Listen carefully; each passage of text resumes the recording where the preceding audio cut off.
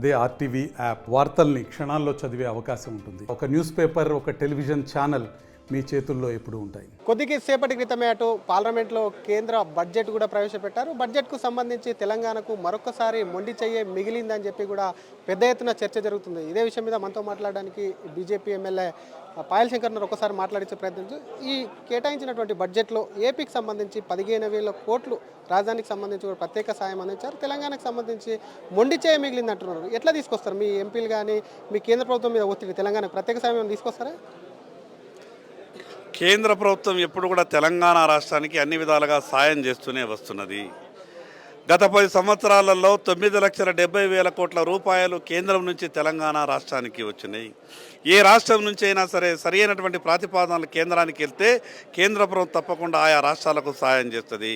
తెలంగాణ రాష్ట్రం కూడా ఈ రాష్ట్రం కావాల్సినటువంటి అన్ని విషయాలలో సరైన రీతిలో ముందుకెళ్తే తప్పకుండా కేంద్ర ప్రభుత్వం అన్ని విధాలుగా సహకరిస్తుంది. దానికి ఉదాహరణ ఈ రాష్ట్రంలో గడిచిన 7 నెలలలో ఈ రాష్ట్రంలో అనేకమైనటువంటి అనుమతులు ఈ రాష్ట్ర ప్రభుత్వానికి వచ్చినాయి. గతంలో కూడా రానటువంటి ఎన్నో అనుమతులు 3-4 సంవత్సరాలు తిరిగితే కానీ దొరకనటువంటి అనుమతులు కేవలం కొత్తగా వచ్చాడు కాంగ్రెస్ ప్రభుత్వం పంపినటువంటి 15 రోజుల లోపలే అన్ని అనుమతులు ఇచ్చినటువంటి చరిత్ర కేంద్ర ప్రభుత్వాన్ని. ఎప్పుడు కూడా తెలంగాణ రాష్ట్రానికి అనుకూలంగా ఉన్నాం.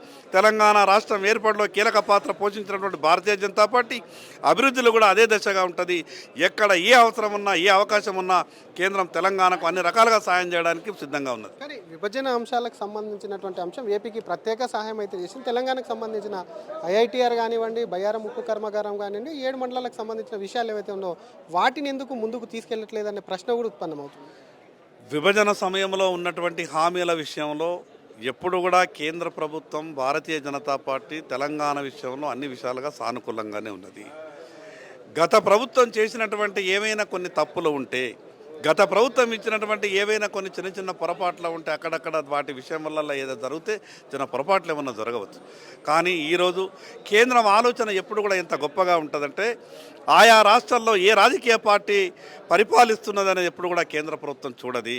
అది కాంగ్రెస్ పార్టీ పరిపాలిస్తున్నటువంటి రాష్ట్రమా, భారతీయ జనతా పార్టీ పరిపాలిస్తున్నటువంటి రాష్ట్రమా, లేదా ఇంకోటి అక్కడ ఉన్నటువంటి మిగతా ఎవరైనా పరిపాలిస్తున్నారా, అదంతా కూడా సంబంధం లేకుండా ఆయా రాష్ట్రాల మంచి కోరే పనులు మాత్రం కేంద్ర ప్రభుత్వం అన్ని రకాల బడ్జెట్లో ఎన్డీఏ భాగస్వాములు అయినటువంటి టీడీపీ ఒకవైపు ఏపీకి 15,000 కోట్లు కానివ్వండి, బీహార్కు 25,000 కోట్లు, ఈ రెండింటిని చూస్తే వాళ్ళిద్దరు కూడా మీ ఎన్డీఏలో భాగస్వాములు కొంచెం మిగతా రాష్ట్రాలకు, తెలంగాణ ఎస్పెషల్లీ తెలంగాణకు మొండి చేయి చూపిందని చెప్పి కూడా స్పష్టమవుతుంది కదా.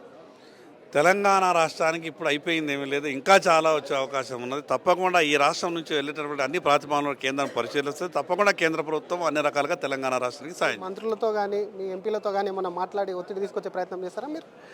తెలంగాణ రాష్ట్రం విషయంలో ఈ రాష్ట్రానికి మంచి జరిగే అవకాశం ఎక్కడ ఉన్నా కూడా అది మా పార్టీ అయినప్పటికీ మేము విన్నవించే ప్రయత్నం చేస్తాం. Thank you. ఇది బడ్జెట్కు సంబంధించి కూడా ఇంకా అయిపోలేదు. తెలంగాణకు సంబంధించి బడ్జెట్లో ప్రత్యేకంగా కూడా ఒకవైపు బడ్జెట్ వచ్చేందుకు కూడా ఖచ్చితంగా కూడా తమ పార్టీలకు అతీతంగా తమ పార్టీ పైన కూడా ఒకవైపు ఒత్తిడి తీసుకొచ్చేందుకు సిద్ధంగా ఉన్నామని చెప్పి ఆదిలాబాద్ ఎమ్మెల్యే పాయల్ శంకర్ అంటున్నారు. కెమెరామ్యాన్ గణేష్తో Sridhar, RTV Hyderabad.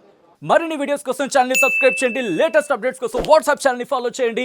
And link description లో ఉంది.